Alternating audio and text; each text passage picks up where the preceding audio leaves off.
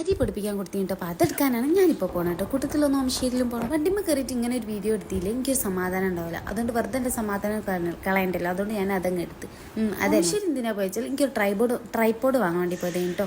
നോക്കുമ്പോൾ മീഷോയിലും ഫ്ലിപ്കാർട്ടിലൊക്കെ കുറഞ്ഞ വിലക്ക് കിട്ടണേ ഇത് നല്ല റേറ്റ്. അതുകൊണ്ട് ഞാൻ നിർത്തി വെച്ച്.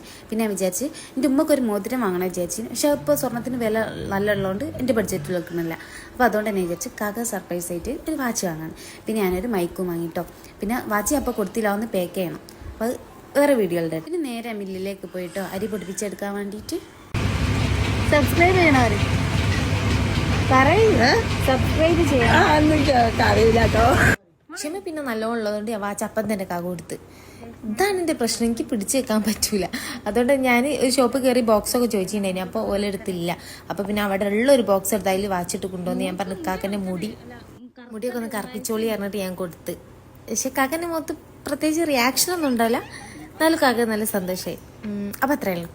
നമ്മൾ സ്വന്തം അധ്വാനിച്ചിട്ട് ആ പൈസനോട് നമുക്ക് ഇഷ്ടപ്പെട്ടവർക്ക് എന്തെങ്കിലുമൊക്കെ വാങ്ങിയെടുക്കുമ്പോൾ അത് രസമല്ലേ. അപ്പം ഇന്നത്തെ വീഡിയോ എത്ര ഉള്ളൂ. ടാറ്റാ.